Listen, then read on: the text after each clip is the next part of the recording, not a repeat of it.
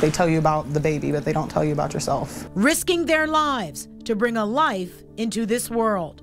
My husband told me that he was just like expecting the worst. Hundreds of mothers dying. That tells me we have a problem in this country. Thousands more barely survive. This is very sad that the United States has these kind of numbers. Ohio could do more to save their lives, but the people in charge won't talk about it. Why are you refusing to let us talk with officials?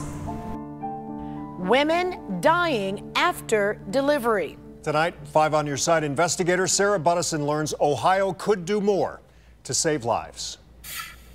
Experts believe most deaths are preventable. And while Ohio's maternal death rate does fall below the national average, we also found the state has failed to implement basic safety practices statewide.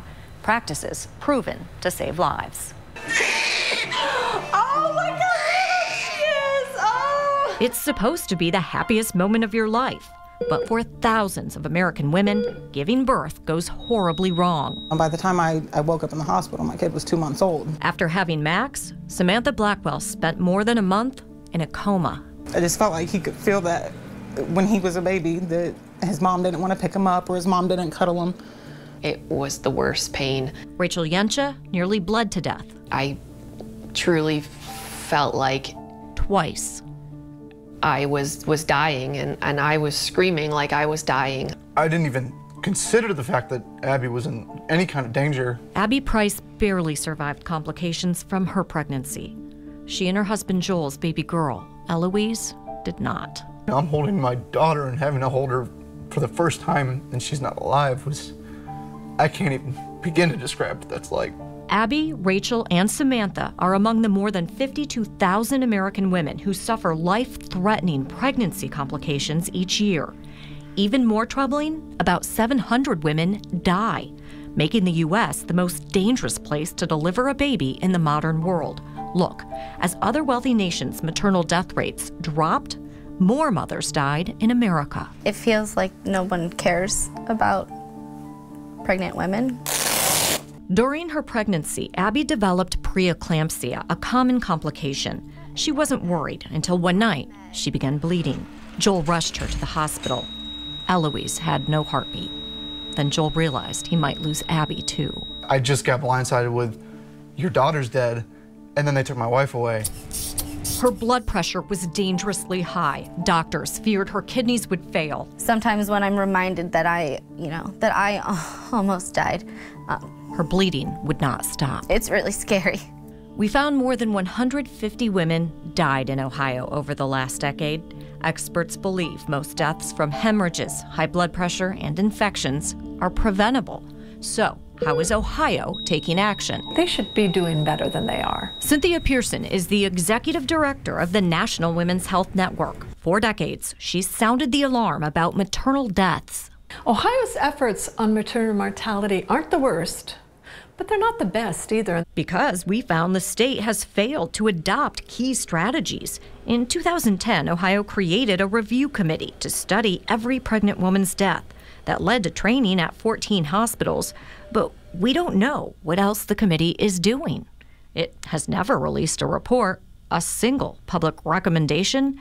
Officials even refuse to tell us who is on the committee. It's surprising, but it's also just plain wrong. The public has a right to know that. That's not all. A national program called AIM works to save women's lives by implementing proven safety practices at hospitals to treat emergencies like hemorrhages. 18 states have joined, 13 plan to enroll, but Ohio is not one of them. As far as I'm concerned, as a women's health advocate, there's no good reason not to be part of the AIM program. So we came here to the Department of Health in Columbus to try to ask state officials why they're not doing more to save mothers' lives. Hi, my name is Sarah. I'm with News 5 in Cleveland. But we couldn't get answers because of this man. Is there any way you could call Mr. Benton and let him know we're here and would like to speak with him? I'm afraid not. J.C. Benton's job is to share information with the public, but he refused to meet with us or set up interviews with maternal health experts. So I called him again. Hi, may I speak with J.C. Benton, please? He hung up. What message are you sending? Hello? Hello? It makes me wonder who they think they're working for. It sounds like they've got their priorities messed up. It just kind of makes me think, come on, Ohio, like you're better than this. The effects of her near-death experience linger. I'm still not the Rachel I was before. Because she was fighting for her life, Rachel barely remembers her daughter's first days. I'm still lucky because I'm here and my daughter is alive and healthy. It's definitely a lot easier said than done to not hold on to anger and pain from it. When Samantha woke up from her coma, she learned doctors performed a hysterectomy to save her life. I could have decided not to have any more kids. I could have had 10 more, but I'll never know. I had a lot of dark days last year. A lot of dark days.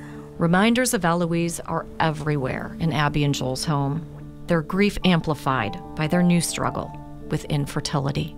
I want to hold my own baby for years, not just for a few hours and then have to say goodbye. After we started asking questions, Ohio started discussions about joining the AIM program. To learn more about the dangers mothers face, go to our News 5 app and click on our report, Mothers at Risk. I'm 5 on Your Side investigator Sarah Buttison.